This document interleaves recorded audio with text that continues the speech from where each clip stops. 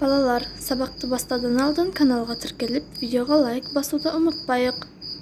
Мен сендерге түсінікті болу үшін тапсырмалардың жауаптарын ауызша айтып кетемін. Байлығым, байтақ елім. Тіл және сөйлеу. Тыңдаған мәтін бойынша тірек сөздерді белгілеуді, тірек сөздердің көмегімен мәтіннің мазмұнын айтуды үйренемін. Бірінші тапсырма. Мәтінді мұқият тыңдап, негізгі тұстарын белгілеп ал. Байлығым, байтақ жерім, бақытты елім. Көрсең көз тоймас асқар шаңды тауларым. Мейуалы бауларым. Асу белдерім. Айдын шалқар көлдерім. Орам орманым. Алтайдан Атырауға дейін созылып жатқан кең байтақ жерімізге ірі елдер тұтасымен сыйып кетері анық. Елімізде 100-ден астам ұлт өкілдері тату-тәтті өмір сүреді. Қазынаның барлығы да қазақ жерінің топырағында тұнып жатқанын екінің бірі біледі. Ал ғарышқа жол Байқоңырдан басталатынын мақтан етпейтін кім бар? Орынды мақтаныш. Елім де, жерім де оған әбден лайық. Парталас досың мәтіннің мазмұнына тірек болатын сөздерді дұрыс белгілей алды ма? Оның қатесін тауып, өз нұсқаңды ұсын. Екінші тапсырма. Тірек сөздердің қатарын толықтырып жаз.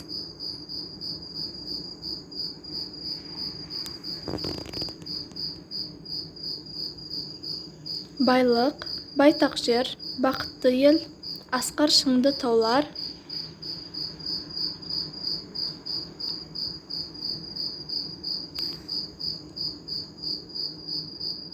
Ғарышқа жол, кең байтақ, тату-тәтті және тағы басқалары. Тірек сөздердің көмегімен мәтіннің мазмұнын айтып көр. Үшінші тапсырма. Айтылған пікірлер рас немесе жалған екенін анықта. Бірінші. Менің байлығым, байтақ жерім, бақытты елім. Байтақ жерімді асқар шыңды таулар, мейуалы бақтар, айдын шалқар көлдер, қалың ормандар құрайды. Қазақ даласы Алтайдан Атырауға дейін созылып жатыл. 50-ден астам ұлт өкілдері бізбен бірге тату-тәтті өмір сүруде. Жер қойнауымыз алтын мен күміске, темір мен көмірге, мұнай мен газға бай. Мен жерімнің байлығын, елімнің бірлігін мақтан етемін. Жалған пікірді дұрыс пікірге айналдырып жаз. Елімізде 50-ден астам емес, 130-дан астам ұлт өкілдері бізбен бірге тату-тәтті өмір сүріп жүр.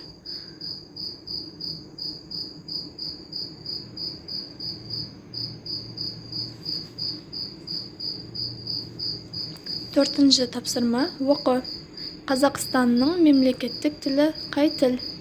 Қазақстанның мемлекеттік тілі қазақ тілі. Мемлекеттік тіл қазақ тілі.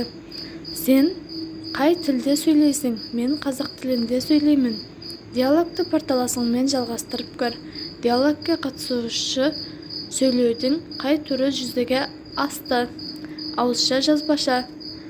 Диалогте сөйлеудің ауызша түрі жүзеге асты. Шығармашылық үзіліс. Бесінші тапсырма. Қазақ тілі ана тілім тақырыбында көпшілік алдында сөйлеуге дайындал. Ол үшін жоспар құр. Не сөйлейтініңді құрған жоспарыңа сәйкес ретте сөзіңді түсінікті мәнерлі жеткізуге тырыс. Сөйлегенде қатты сөздер мен мақал-мәтелді қолдануды ұмытпа. Осымен балалар, бүгінгі сабақ аяқталды. Түсінбеген тапсырмаларың болса, комментарияға жазып сұрауларыңа болады.